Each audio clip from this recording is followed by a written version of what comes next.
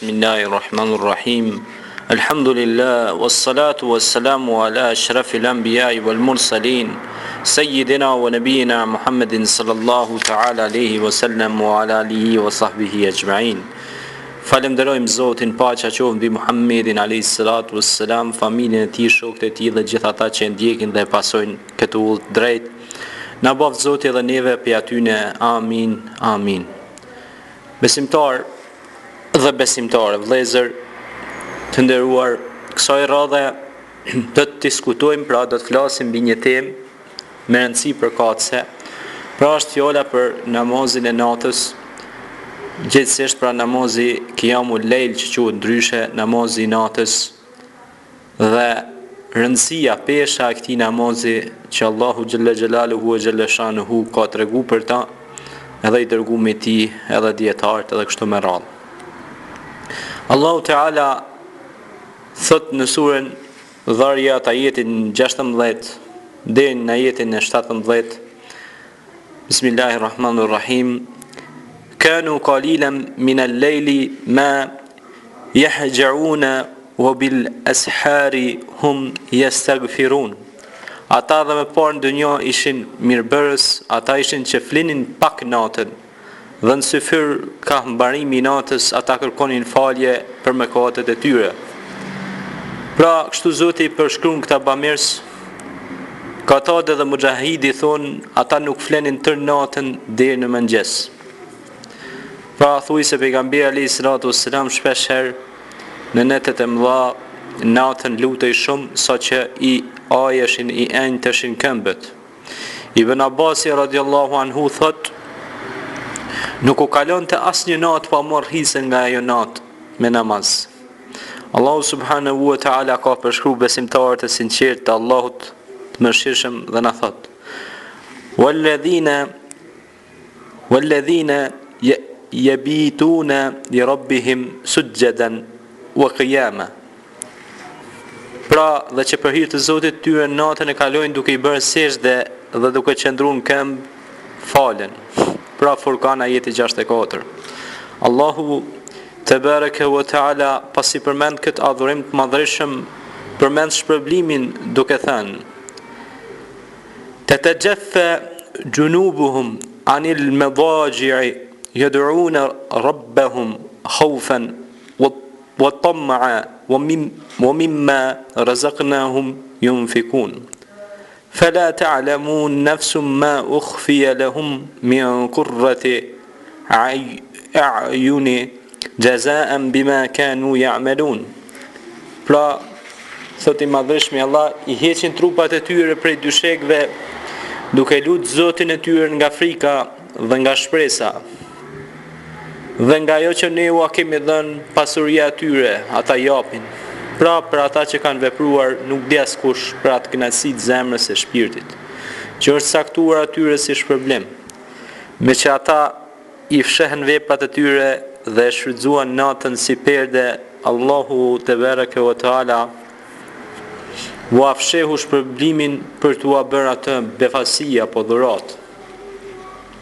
Shumë hadithe flasin mbi peshën dhe rëndësinë e namazit natës. Normalisht se pejgamberi selam ka thënë, namazi më i mirë pas farzit është namazi i natës. E transmeton Muslimi, Abu Davudi, Tirmidhiu dhe Nesaiu.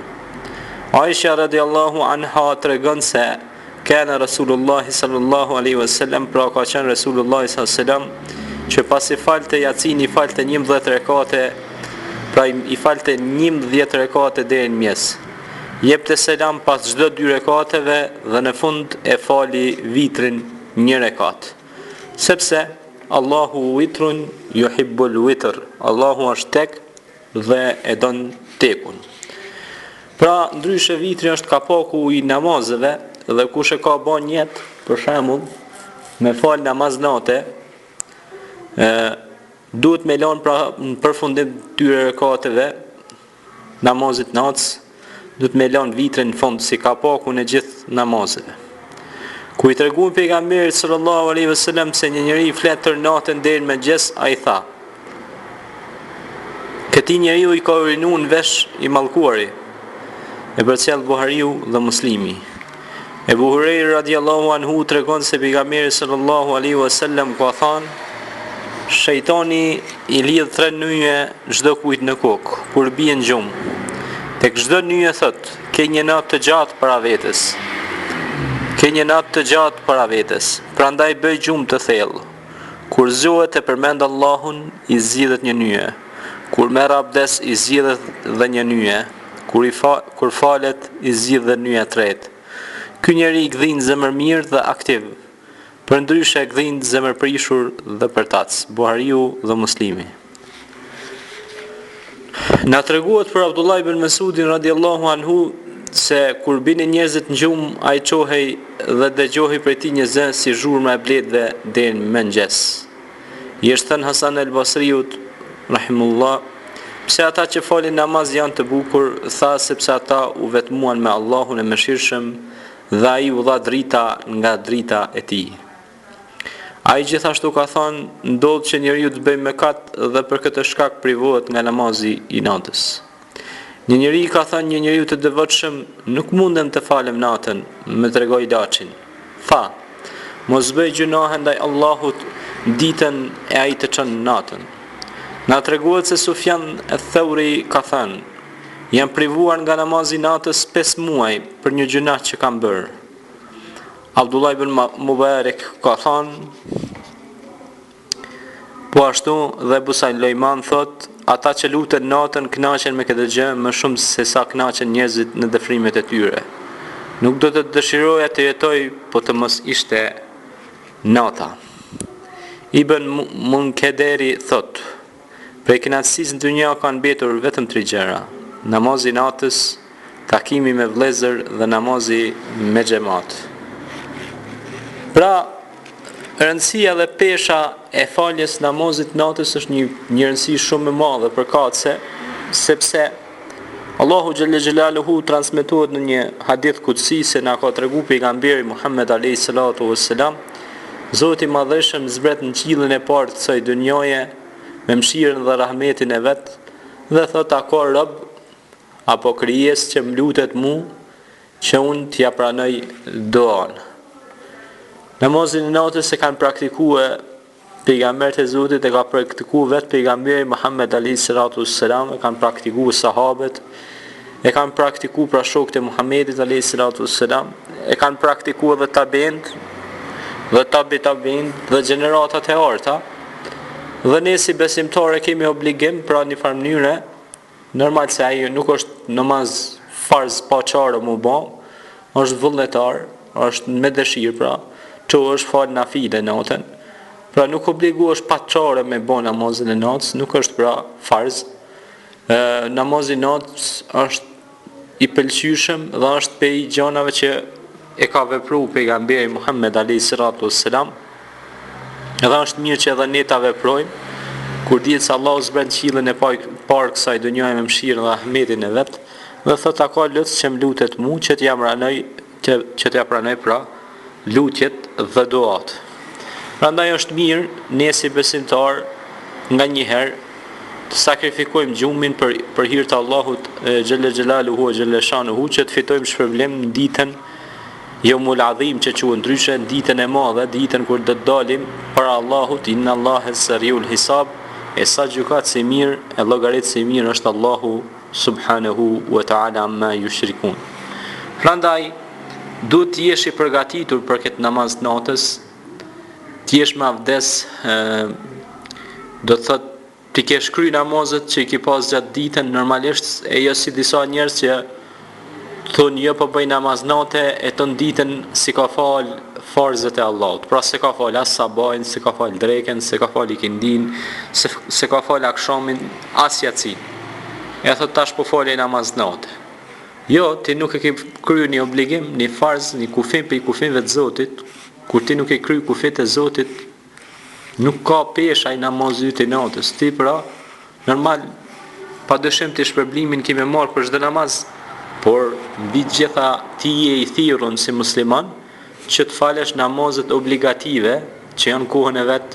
Inna salata kanat ala al-mu'minina kitaban mawquta, pra sepse Namazi është obligim për besimtarin kohën e caktuar, pra. Si në kohën e caktuar, për shembull, sabahin kohën e vet, drekan kohën e vet, ikindia kohën e vet, akshamin kohën e vet, yatsia kohën e vet. Pra, 5 kohët e namazit. Këto janë obligative për ty si besimtar, si musliman, që ke pranu shahadetin, ke pranu shtyllat e islamit, imanit dhe ihsanin dhe shenjat e kiametit dhe ato çka është urdhëruar pe Allahut dhe të dërguarit të tij. Kështu që këto të gjitha kur i pranon, atëherë je i gatshëm për me bë plotësime të tjera që janë plus për ty, sepse do të merret robi ditën e kiametit edhe kur të merret llogarit, kur ka gjunohe të vogla, do të merret llogaria ka pas në nafile, në gjën vullnetar apo në punë të mirë, në vepër që punët e mira më kompenzua ato gjunohet vogla që i ka pas, e kështu që edhe rahmeti e mëshira Allahit dhe ai me fitu xhenetin e Zotit subhanahu wa ta'ala amma yushrikun. Prandaj është mirë që namazi natës mu praktiku, lumaj njeri që e praktikon me mundësi normalisht, e jo për shembull si disa që rrin namaz natës edhe rrezikojnë pastaj faljen e namazit sabahut në kohën e vet, i merr xhumi, domethënë kohën në vakt sabahit, thot kum fal namaz natë e kalon farzin e Allahit që është pra namazi i sabahut në kohën e vet. Kështu që gjithmonë duhet ju japim prioritet ose përparësi namazeve të cilat janë obligative për në kohën e vet. E pastaj vinë namazet tjera, nafile, vullnetare e kështu me radhë. Prandaj, për të qenë Zoti i kënaqur me ne, me ju, në të gjithë, është mirë të praktikojmë edhe nafilet, edhe namazet vullnetare, edhe për shembull namazet, për shembull salatu dua. Pastaj është edhe namazi për shembull istihares, namazi nevojës, për shembull pejgamberi selam ka fal namaz istihare për kur ka dashur me bën një tregti ose kur ka dashur me bën një vepër ose kur ka bler diçka për mi dhënë Zoti hajrin e qasaj, ose ka sugjeruar të rive me fal namaz istihare edhe për martesë, për fejese, për vepra, kontrata e tjera se në ndryshme. Që nëse Allahu ta ka bën hajër që sen, me lut Allahun me ta bën nasib, e nëse nuk e ka bën hajër për ty, me lut Allahun me ta largu një minutë më parë. E kështu që prandaj edhe namazi natës e ka këtë veçori që të bësh dua, se duat pranohen për të mirë, me të mbrojt Zoti prej të këqijave e me dhënë të mira, inshallah. Ajma'in salihin siddiqin shuhada. أقول قولي هذا واستغفر الله لي ولكم فاستغفروه إنه هو الغفور الرحيم. السلام عليكم ورحمة الله تعالى وبركاته.